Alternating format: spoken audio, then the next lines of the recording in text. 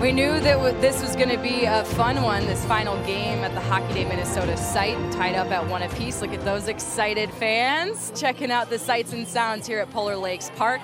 Welcome back. Well, just about every single hockey player here in White Bear got their start at the Hippodrome. So here's the story behind the history of this very unique building. Parents are proud of their kids.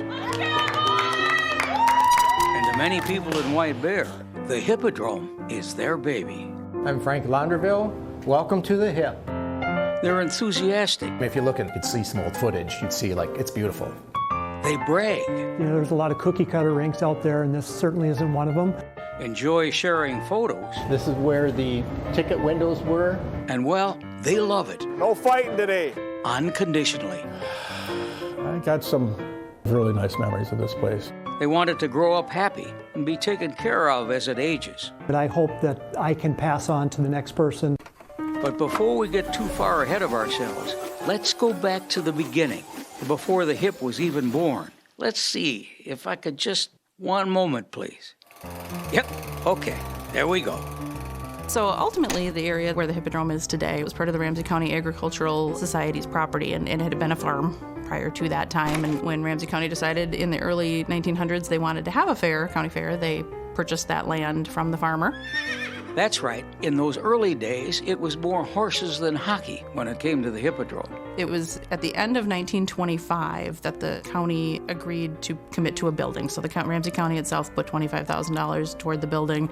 And then the local businesses actually in White Bear had to help raise the rest of the money. There used to be a ticket window here and a ticket window there, and you buy your ticket for the horse expo. I really think the main goal was to get the rink there.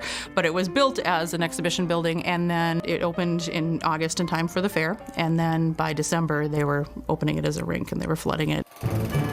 And just like that, in time for Christmas 1926, White Bear had a newborn rink.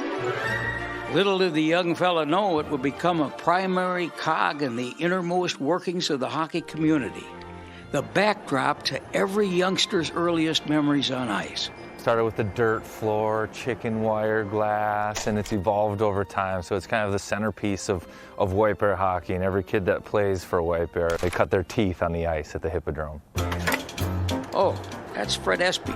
He was one of the early managers of the Hip, a great mentor for the young arena. Fred did everything to the best of his ability to make sure that we had great ice, and he passed that on through his work and his guidance.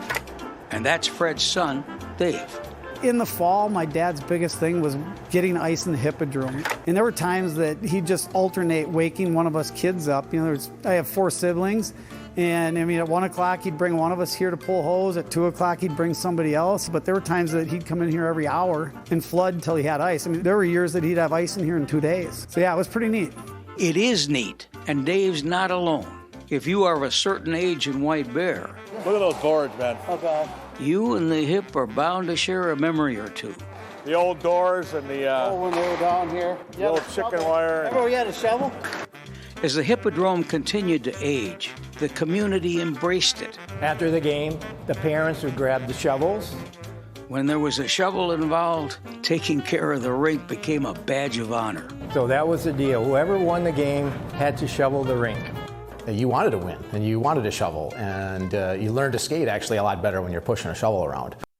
So we still use these very shovels that we did back in the day. In 1991, the Hippodrome turned 65 years old. How do you like that? For many, this is the time to retire, hang up your skates, and head for the golf course. But not this guy. No, sir. To extend its career, the Hip had a modernizing makeover. Prior to 91, this was a natural ice sheet. When this rink was put in, this was still just a wall. A couple years later, we invested in the Zamboni garage, so we actually got a Zamboni. But let's be clear, through all of the renovations and the upgrades over the years, the Hip never lost its charm.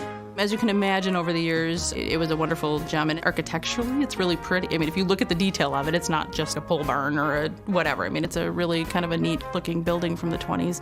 We've always tried to keep the look and feel, the dark ceilings, the wood exposed, just because it does have a special feel and look to it.